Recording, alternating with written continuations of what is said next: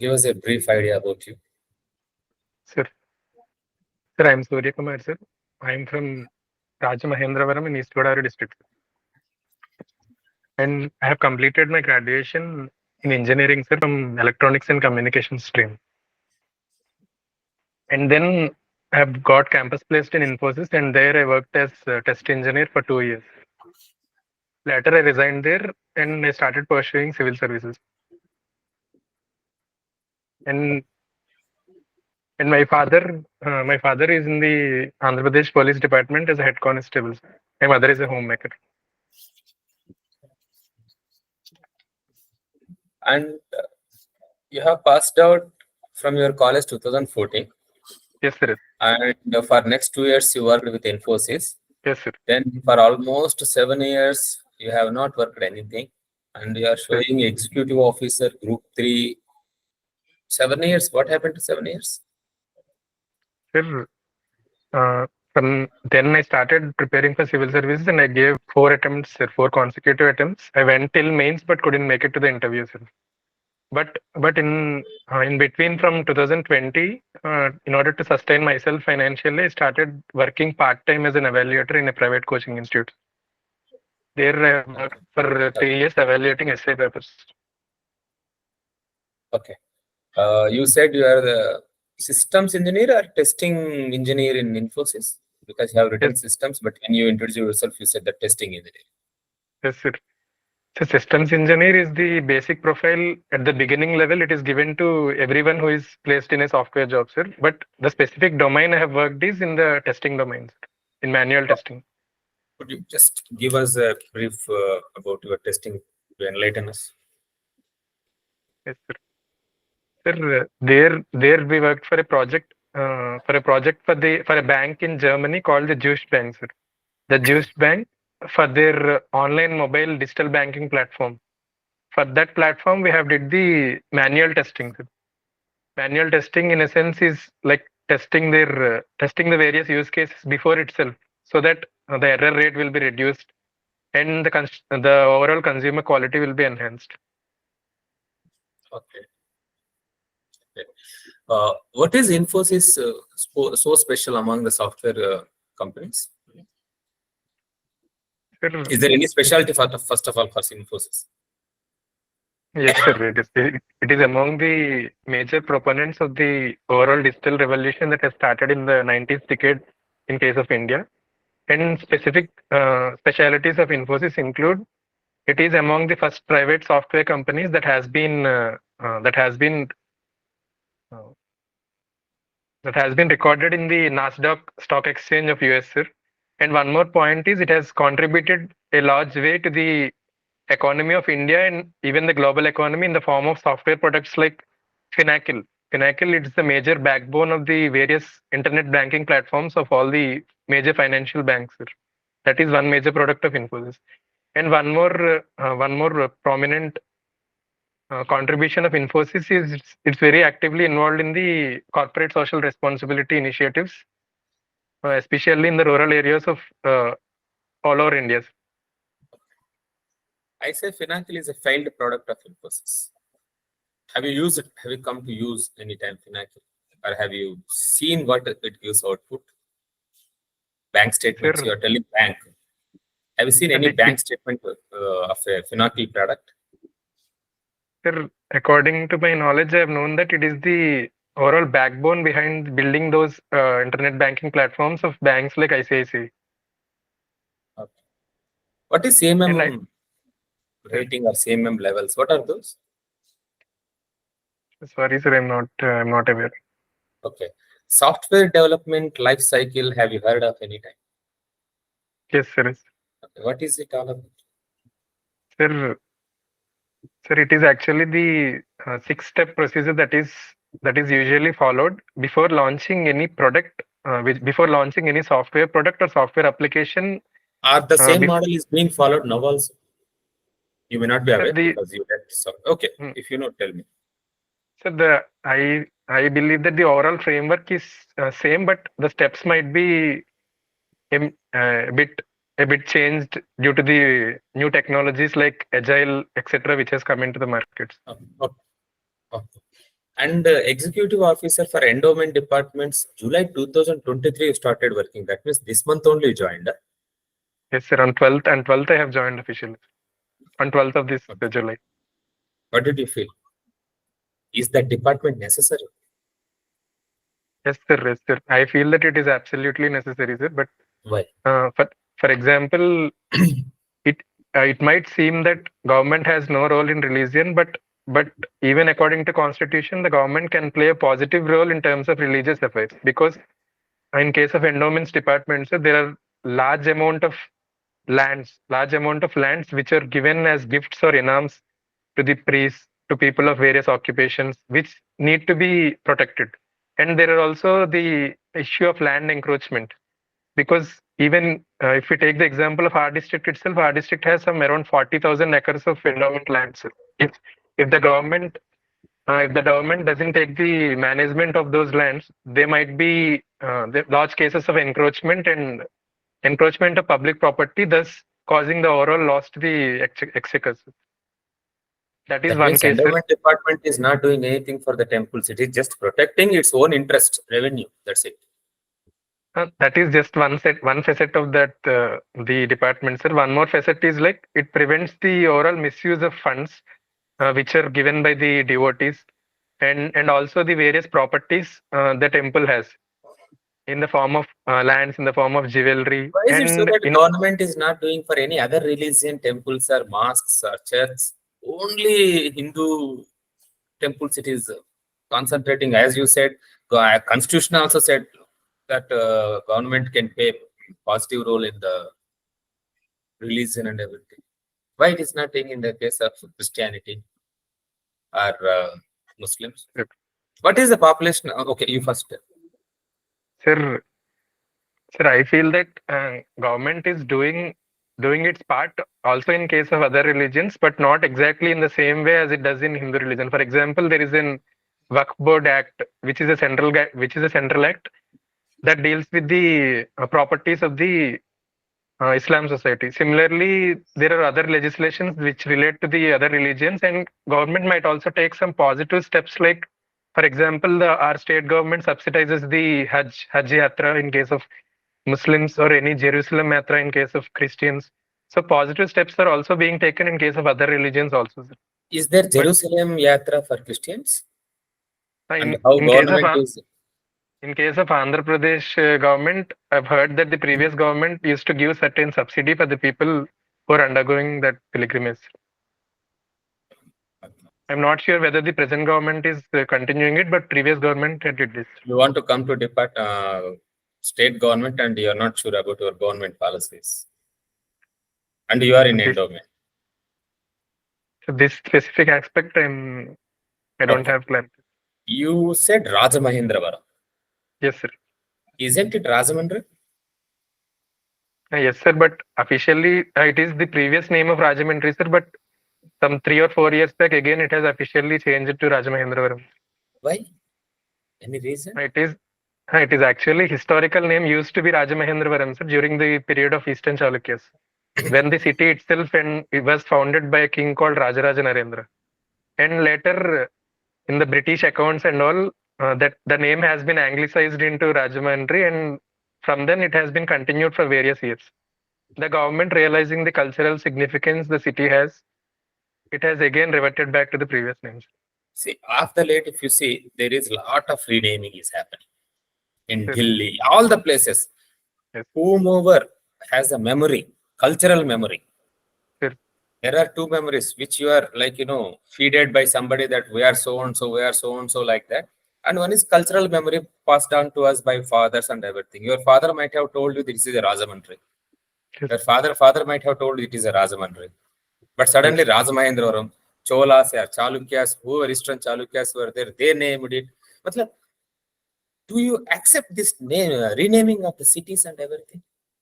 What is there so much cultural thing where everyone knows it by its name? Suddenly you are bringing some name based on the nobody knows that glorified past, or something like the Muslim name is them, they are changing it to Hindu name or some patriot name.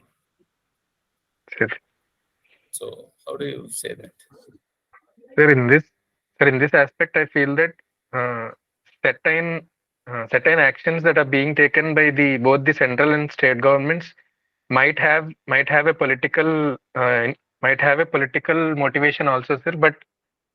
Uh, but in case of places having compared to the renaming of places, I believe that the overall development or the overall socio-cultural indicators, development in the socio-cultural indicators of any city or any place is more significant than the overall renaming itself.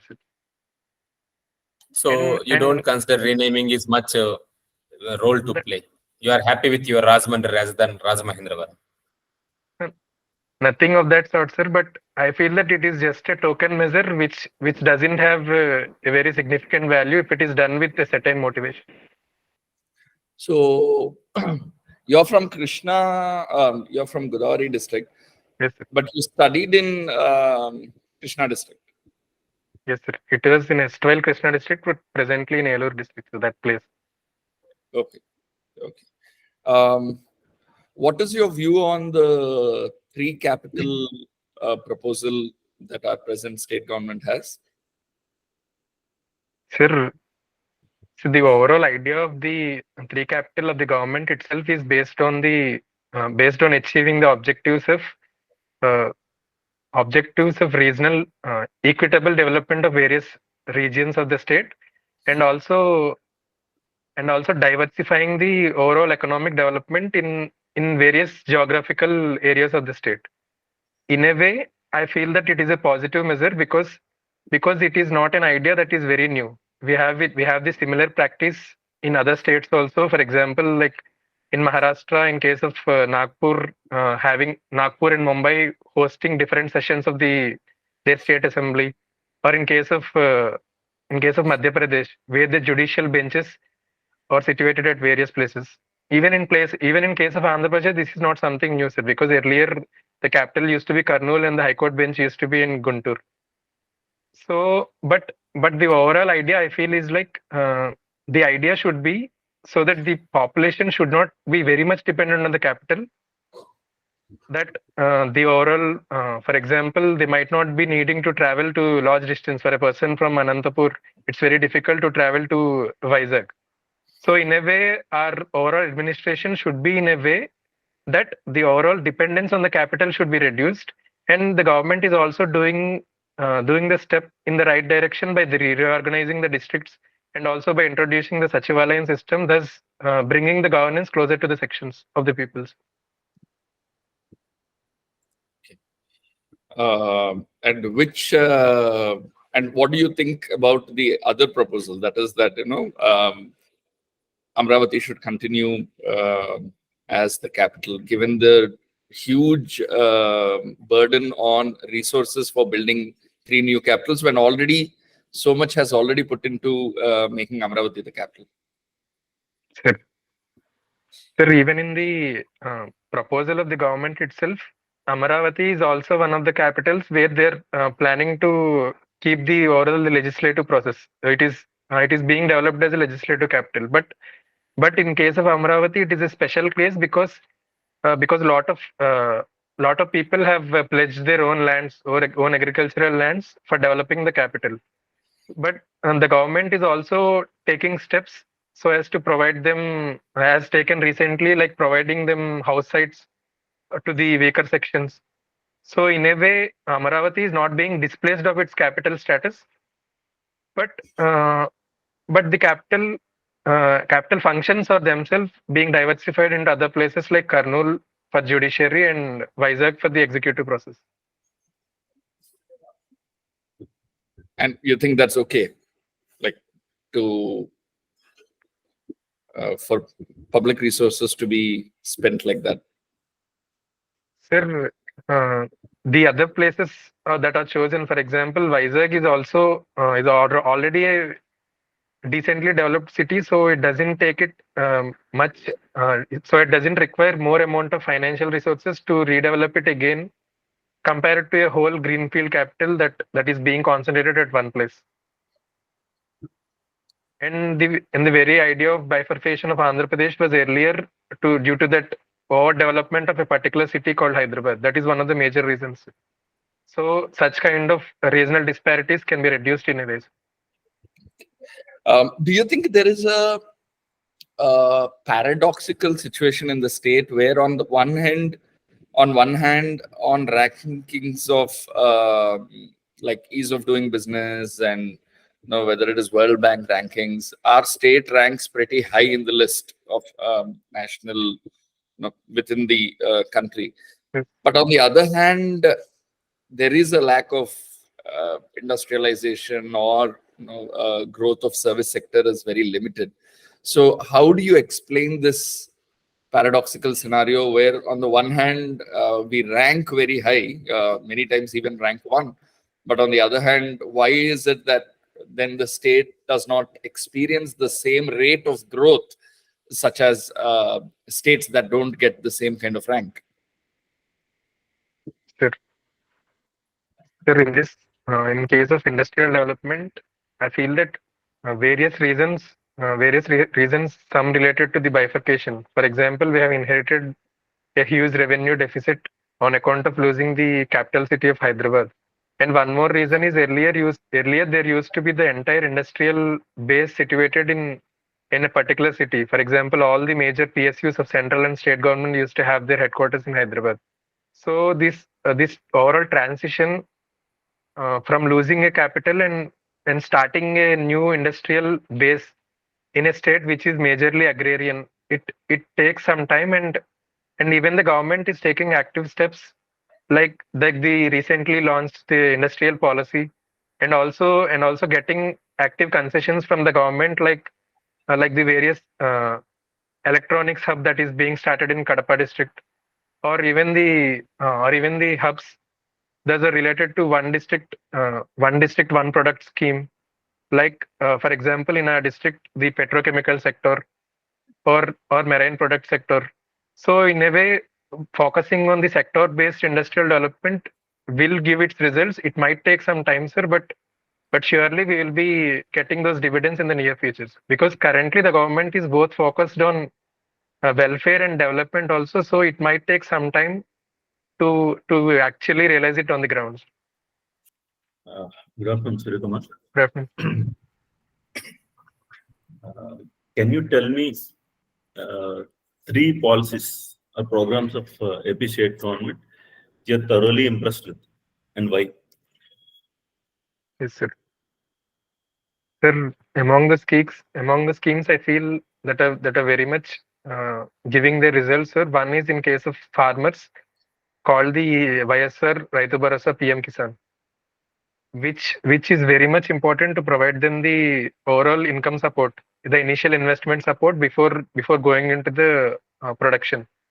It is in addition to the government's Kisan scheme where it is giving 6,000, and the government from its side is adding 7,500, and the overall benefit of 13,500. This initiative is also interlinked to another ambitious initiative of the state government in the form of Raitu Bharosa Kendras, which are one-stop centers for all the agriculture related inputs, be it physical inputs or even advisory mechanisms.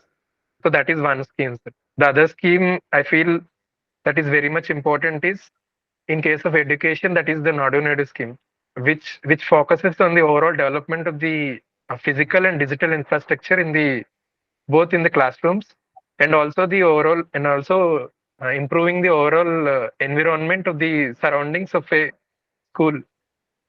Because Andhra Pradesh, if we see the facts, that Andhra Pradesh is situated at the lower end of the overall literacy rate.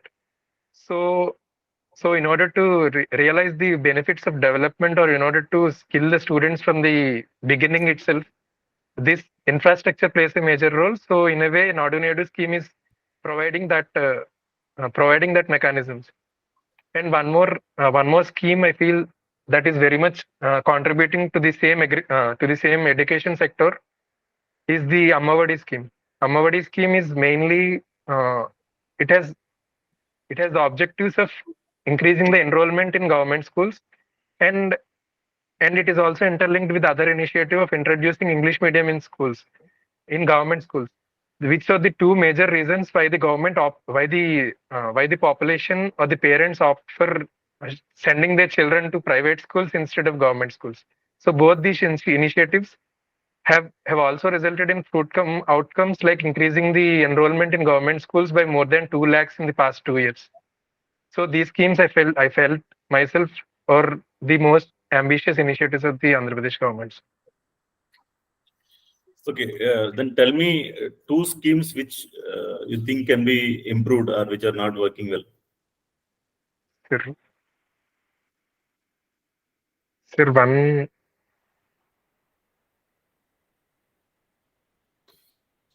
one scheme I feel which is ambitious but which is not giving its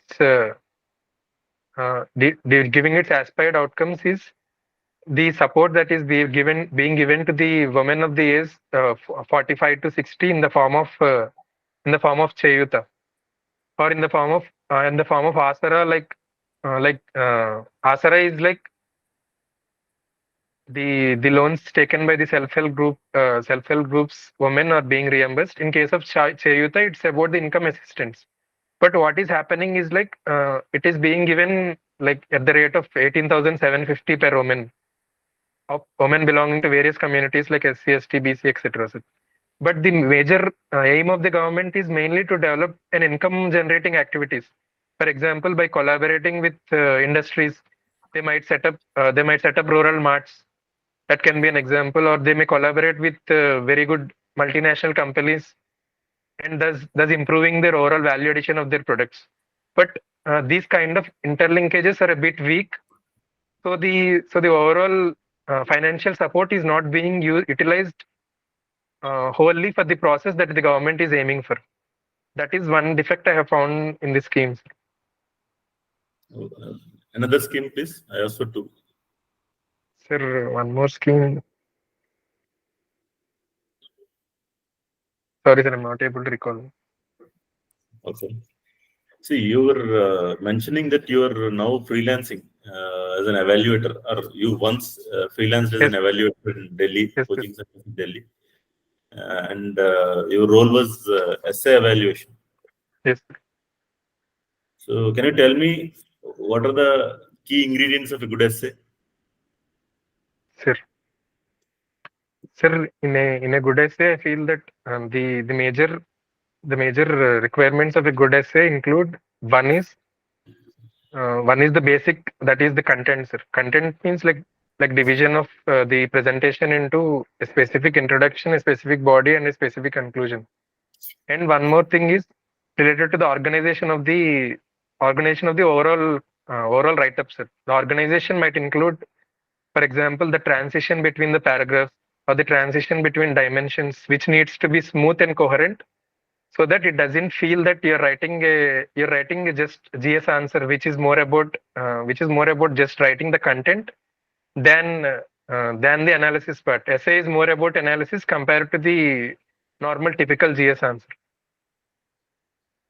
And one more thing is like it is about the holistic coverage of a topic. Holistic coverage in a way means like the topic can be a bit philosophical, the statement can be philosophical, but when the student is able to analyze a topic in multidimensional aspects and including his creativity, then it makes for an overall good essay. Okay. See, looking at your work profile, you worked in Infosys for 2 years as systems engineer. Yes, That is a very good job. I think it's a decent enough job. You quit that and you got into preparation, and now you got into grade 3 executive officer, presently State working as. Do you have a strong preference for government job, or because endowments department, do you think great value in that job, or why did you prefer this over a private job? Because you could as well contribute heavily there to the society while doing a private job. sir. Sir, I have a bit of inclination towards the government sector from the beginning, sir, because one major reason is like my father himself is a state government employee, sir. So seeing him from childhood, a bit of inclination towards the government sector and towards the kind of people connect it provides. and the ability to involve with people from various sections a bit in a way kind of encouraged me towards the government sector. That is one major reason, sir. Okay, see, from June 2016 till June 2023, how many years is that? June July 2016, 2023. it is 7 Nearly years. 7 years? Yes, 7 sir. years. You have spent 7 years of your time in chasing a government job. Do you think it is right? See, should the youth of India do this? Sir, sir, after my experience, I felt that if if this answer I can answer it in two ways, sir. One thing, if a person is pursuing only a particular profile, like for example, if he is into only civil services preparation for a vast duration, I personally realize that that is not a better way to do. For example, I have seen my friends spending their sole life on like more than 6 attempts continuously only on civil services, and currently they're struggling a lot with the career. So I feel that every government job might take a certain duration of an average of some 3 to 5 years. So if a person is pursuing civil services, I believe that a serious, singly devoted preparation of 2 to 3 attempts is fine. But after that, realizing the various aspects of financial security and age-related aspects, a person should also pursue the other fields also, so that the overall productivity of the youth is not being wasted only into preparations. Okay. See, coming to your the examinations you have given, I can see last three columns. 19, 22, 20, again 22, 19. You have failed in interviews couple of times. Yes, sir. And Do you think I this time failed will in be other different? interviews, yes, sir. Yeah. Do you think this interview will be different? Sir, I feel that the experience of the previous interviews might help me a bit more in this interview, and one more, uh, the fact that I'm already working in the government sector in a way boosted my confidence that I'll be performing better compared to my previous attempts, where there is a constant pressure of getting some job like earlier, sir. So this time I feel that I'm in a better position to perform better. Okay. Coming to your interests, you mentioned that you like analyzing contemporary socio-political issues and current events.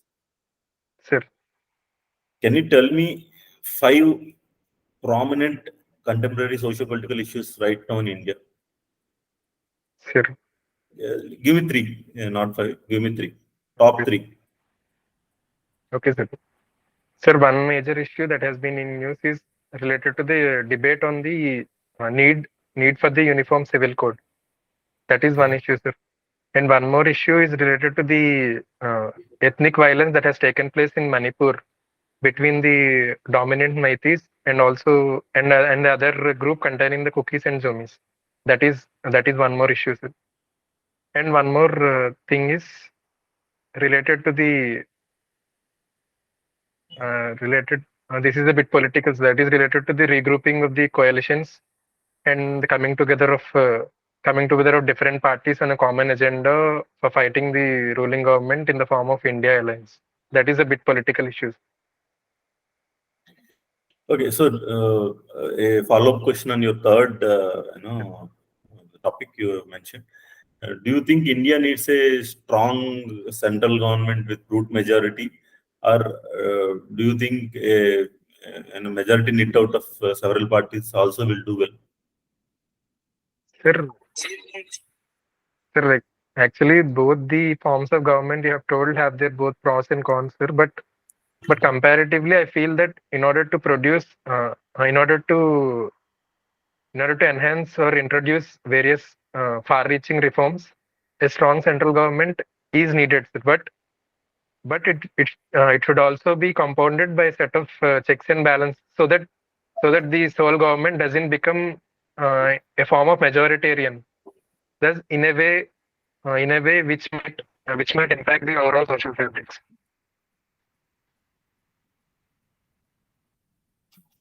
Okay. What is your take on Uniform Civil Code? Do you think we need UCC? Sir,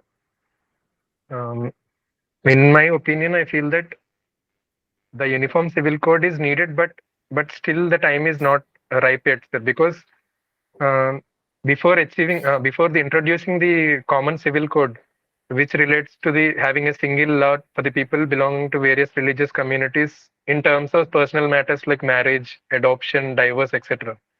But it also needs consensus among the various stakeholders involved, especially the sections which they feel they might be in danger. For example, the tribal communities, they're being worried that their individual cultural practices, indigenous cultural practices, might be a bit impacted, and we need to enhance the overall trust of the minority sections also, which feel that it is a kind of it is a kind of interference of the government in their religious freedom.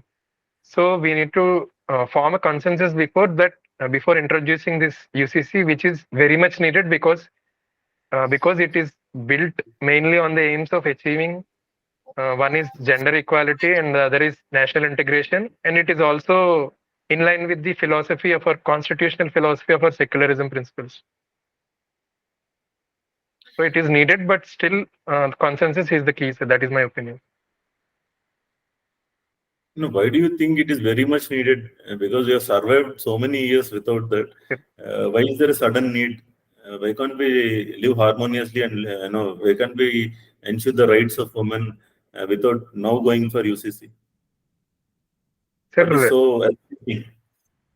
sir, because there are various issues in case of the religious personal laws which are being pursued now. For example, there is no common age for the marriage of women. For example, in one religion it might be a certain age, and the other religion only the age of puberty itself is treated as the age for marriage. And the other case can be in case of the succession of the property, where in case of Hindu religion, the recent Supreme Court judgment has given equal share to both the men and to both the son and the daughter in the ancestral property. But it is not even there in case of other religions. In case of other religions, like only a particular share is being given to the daughter. Or if we take even in case of minority religions like Parsi, the daughter doesn't have equal rights like the son for inheriting the son's property, for inheriting their father's property. So there are various discriminatory provisions in all the religions, and there are good practices in which one religion which can be implemented in other religions also. So seeing all these issues, there is a need for the UCC, and that is the reason the central government has started an active debate on the topic by even taking the suggestions of the law commission, which is currently under discussion stage. I think that will be all from our end. Surya Kumar, it was pleasure interacting with you. For most part, I found you very articulate, very clear. You were able to give very balanced answers, quite convincing. When is your interview? On which day? August 4th, sir. This Friday, sir. August 4th. This Friday. Okay. So I know overall I just found it. I think if you can keep the school composure, just ensure that you shave and groom yourself a little bit. But other than that, yes, for most part, I felt that you were very clear with most of the things. You seem prepared, and you have done your work, so that part is good. Expect some questions on around your profile, your work, TCS, bringing service sector to the state. That's a big thing. Today there is more revenue in the service sector than the industry. So how do we do that is something that you may be expected to answer. So questions like that. But otherwise, you're able to answer convincingly. From my end, it is good. Thank you. Surya, you are simply good. No suggestions to give also except what Joseph told. Just grooming that you will do it anyway. go like this, you will definitely get. I think group 1, this is first interview, right? Yes, sir. Last time time you I are couldn't giving make group it. one interview. This time it's And if I see interviews, this is the first interview, except IB. Last year I have failed in 2 interviews, sir. RBI Grade B interview also I failed. Okay, interview. But you will be wonderful there. You will get service. Don't worry. All the best. Thank you. You handled all the questions very well. In fact, the question on repeated failures of interviews, you really handled well. I think you're very good. So be confident that. But be this confident. Don't make it overconfident. Just normally do it. Huh? Okay. Good. Same composer you made today. Good. All the best. All the best. Thank you. Thank you. Thank you.